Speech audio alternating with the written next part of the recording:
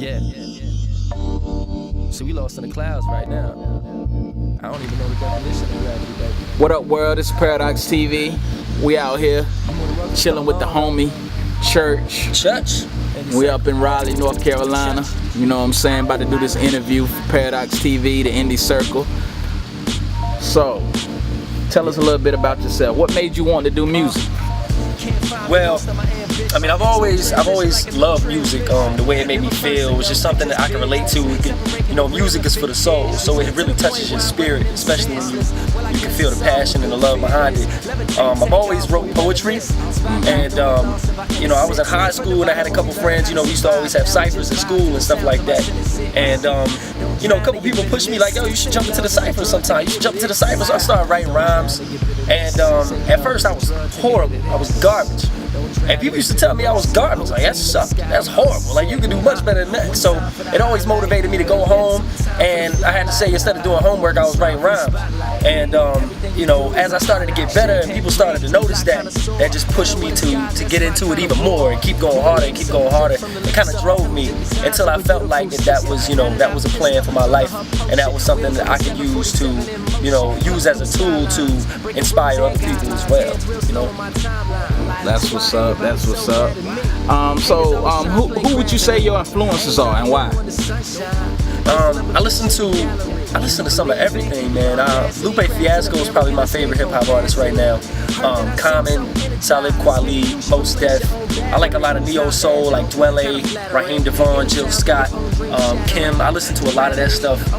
Old school music like Marvin Gaye, Al Green, Earth, Wind & Fire, Stevie Wonder, Donny Hathaway. I love stuff like that. I mean, I'm pretty eclectic when it comes to music, so I take a lot of influence from a lot of different genres. So the South popping right now, and it's usually like a North-South type of clash and how people go each other North-South. Do you have any Southern influence that you would say that's set aside from the normal that's on the radio? Old school Outkast. I like a lot of old school Outkast.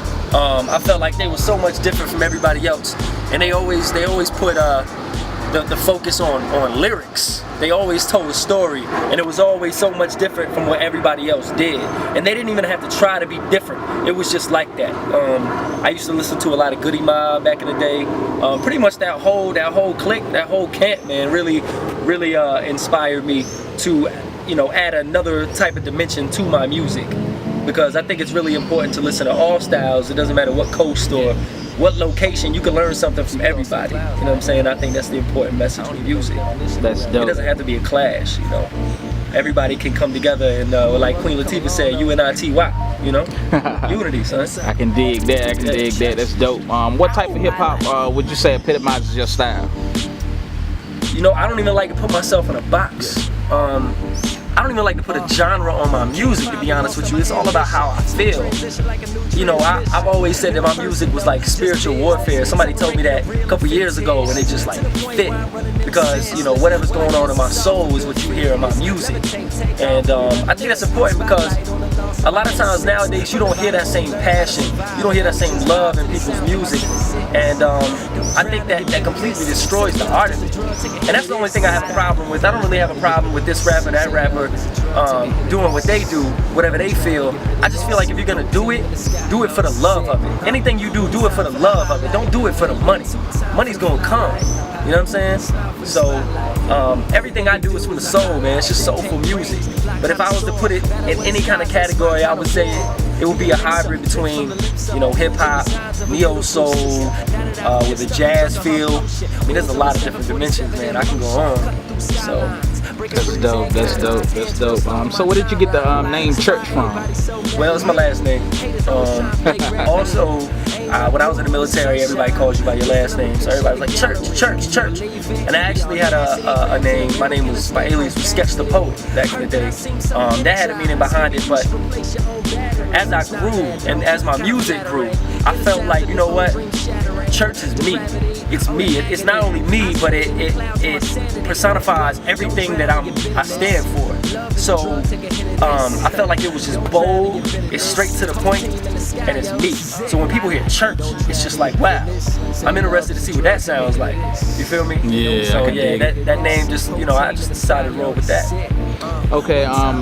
So what message are you trying to get across, and do you have a target audience or whatever? No, I don't have a target audience.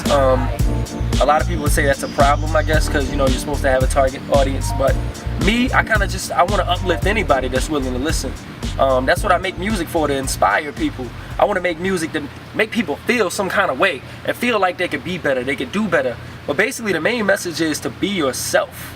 Don't ever try to put yourself inside of a box because you think that's what people want to hear. And I feel like a lot of times rappers make music, you know, kind of targeting what they think people want to hear. But they don't realize that if you just be yourself, that shines through all the time. It shines through. If you're a lyricist, be a lyricist. If you're a concept artist, be a concept artist. If you are a party artist, be a party artist. And you know, that's just kind of how that goes. It's all about you and what you think your gift from God is, and how you use it is up to you. Just be yourself. That's what I want to tell you. If you're a nerd, be a nerd. There's nothing wrong with being a nerd. It's cool to be smart. I was gonna let the kids know that. It's cool to be smart. I can dig it. Originality, I can dig it. What would be the reason a fan would buy your CD as opposed to an artist that's already out now? One thing I can say is I will bring a complete variety. I bring a complete variety. If you put on my music, no song sounds the same. Every song is completely different, has its own spirit behind it, has its own feeling behind it. So when you listen to an album or a catalog of mine, you feel full. You feel like you just ate a full course meal. A lot of these other artists, they just keep hitting you in the head with trap music, club music. It's like I'm just gonna do the same song every single time. It's gonna be 16 of the same tracks. Like me, I don't do that. Like I go off of how I feel that day, and I like to put a mix together, a variety together, so people can hear it and anybody can enjoy it. From 8-year-olds to 70-year-olds, they can appreciate it. You feel me? And we're not gonna dive. It's probably like a stereotypical question or a controversial question. All right. And as it pertains to race, what sets you apart from all the white rappers? Well, I'm me. I mean, that's the simplest answer. I'm me. You know, Eminem, he's from Detroit. Bubba Sparks, he's from Georgia. Yellow Wolf, he's from Alabama. Like you have people from different parts of the world, and we all sound different. We don't rap about the same things. You know, people used to compare me to Eminem. I didn't feel like that was fair because his delivery, his wordplay, his content, completely different from mine. Me, I don't curse in my music. I don't make negative music. I make music that'll make people feel good, it'll uplift them, and give them a message and teach them something. I don't feel like there's that much of that kind of music going around nowadays, you know. Definitely.